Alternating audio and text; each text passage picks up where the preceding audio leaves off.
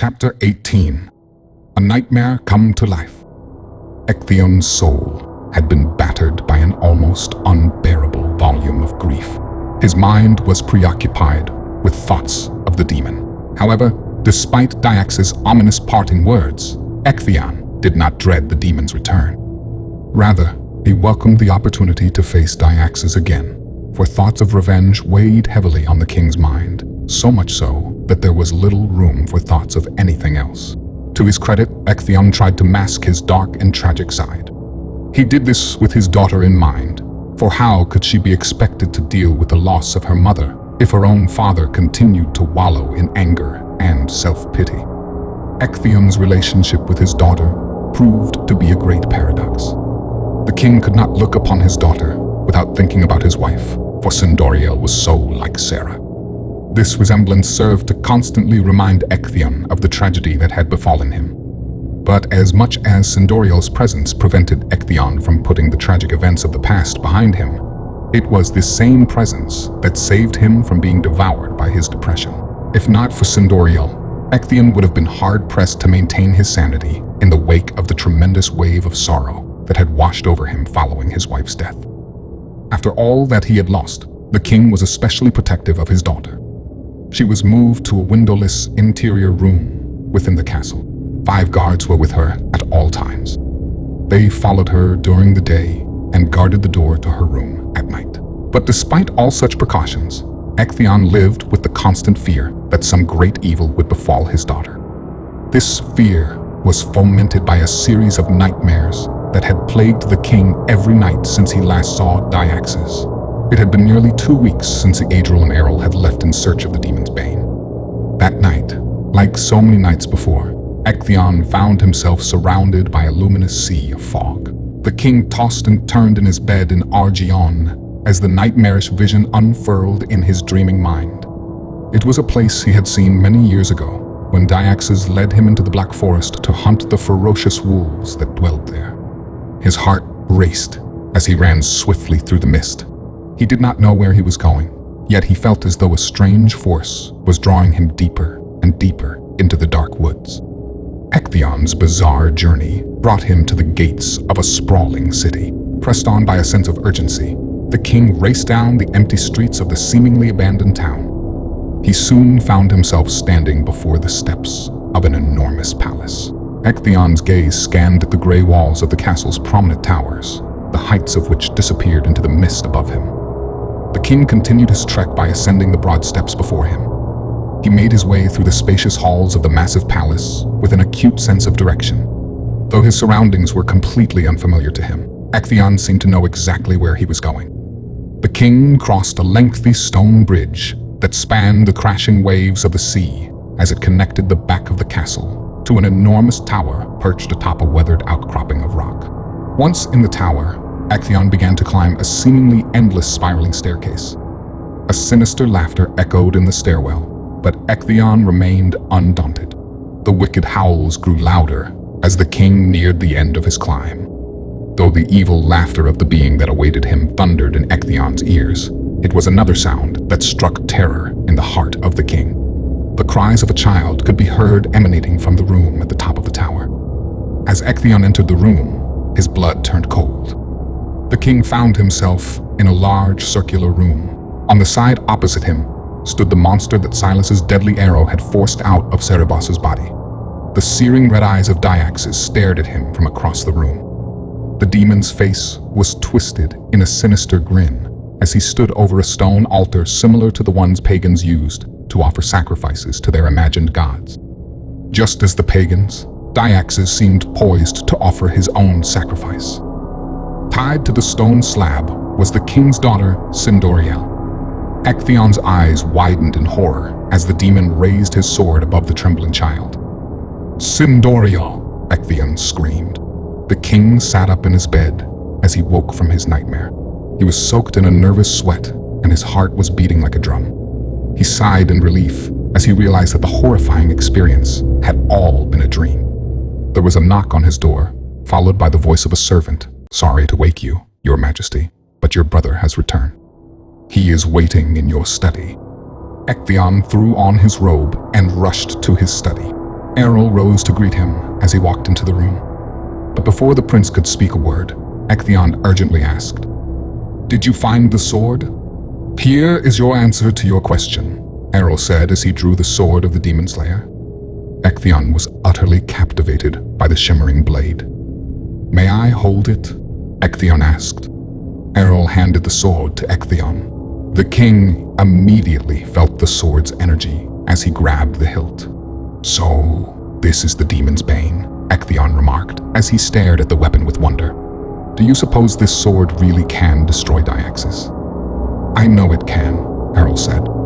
"I used it to destroy Diobor." Ectheon's eyes widened in surprise as he said, "So, you are a Demonslayer?" "Yes. Well, it was hardly an epic duel," Errol said humbly. "I caught the demon unawares while it was fighting off the dwarves." "Still, it is remarkable nonetheless," Ectheon said. "I suppose you plan to keep the sword then?" "Eadril said that I should, at least for now," Errol answered. "And where is Eadril?" Ectheon asked as he handed the sword back to Errol. "He has gone to get help," Errol replied. "We are in grave danger, Ectheon." Suddenly the scream of a child rang out in the palace. "Sindoriel," Ectheon gasped. The king raced out of the room.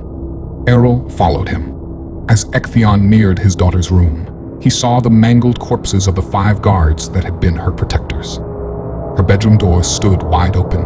A cry came from the room at the end of the hall. It was a room with a window. The king raced into the room and discovered, much to his horror, that some dreams do come true. The tightly locked doors leading to the room's balcony had been smashed to pieces. It was then that Ectheon heard the sound of laughter, the very same sinister laugh he had heard in his dream. He rushed out onto the balcony to find its source. Ectheon stepped out onto the terrace, only to find that his worst fears had been realized. Hovering in the air before him was the demon Diaxis. With his massive, bat-like wings flapping to keep him aloft, the dreadful creature looked at the horrified king with burning eyes and a twisted grin. Under one arm, he held young Sindoriel. The terrified child was hysterical and struggling in vain to free herself from the monster's grip. "Let her go, you fiend," Ectheon shouted. "Have you not taken enough from me already?" "No more than you have taken from me through your bothersome meddling," Diaxis retorted. "But this time, I am leaving nothing to chance. I will have my much-awaited victory, and you will help me achieve it." "I will never help you," Ectheon growled. "Oh, you will," the demon sneered. "Unless, of course, you do not value your daughter's life. Such a lovely girl she is. So much like her mother. But perhaps you would have me make her even more like her mother?" "Leave her out of this," the king demanded. "She has nothing to do with this matter." "She has everything to do with this," Diaxis said. "If you want her to live, you will meet me in my palace in Devordia." The demon broke into a chilling laugh as he ascended into the dark sky. "No," Ectheon cried as he watched his daughter being carried off by the monster. He cursed himself over his inability to do anything to save her. He stood helplessly on the balcony as the demon faded into the distance. Diaxis had already taken the king's wife and son. Now the demon's treachery was complete. Though Eadril had warned him to avoid a confrontation with Diaxis, Ectheon could no longer hold back his rage. The king vowed to avenge the deaths of Sarah and Eluthian, and to save his daughter from a similar fate. Errol, Fendale, and Eberud stormed into the room. They had been taken aback by the sight of the carnage in the hall. However, they were even more concerned by the state of the king. Ectheon appeared composed, but uneasily so. His face bore no expression, yet there was a look in his eyes of a man on the verge of madness.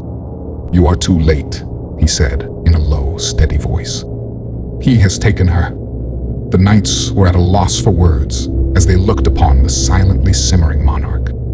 They knew well the tragic tale the king's life had become in recent years. They could almost feel the pain emanating from his soul as they stood in his presence in the wake of what was another devastating chapter in his life. "Ready the army for battle," Ectheon commanded. "We are going to Devordia, and we are going to end this once and for all." I understand your desire to save Sindorial, Errol said.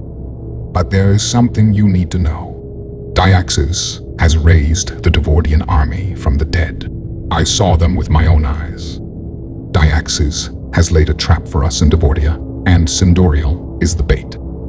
Fendale and Eberud exchanged grave looks, but Ectheon was undaunted. No army, alive or dead, will stand between my daughter and me, Ectheon vowed. Let us summon our allies then, Errol suggested. Send word to King Tamark and to the Alcadians. At the very least, wait for Eadril to return. Everything you suggest takes time, Ectheon countered, and time is something we do not have. Every moment Sindorial spends in the presence of the demon must be like an eternity in hell for her. I will not cause her to wait a moment longer than she has to. We ride for Devordia in an hour. The king dismissed Fendale and Eberud, but kept Errol behind for a word. Errol, I beg of you, not as your king, but as your brother, Ectheon pleaded. You know the pain that Dyaxis has caused me. Please, allow me this one chance to avenge those whom he has taken from me.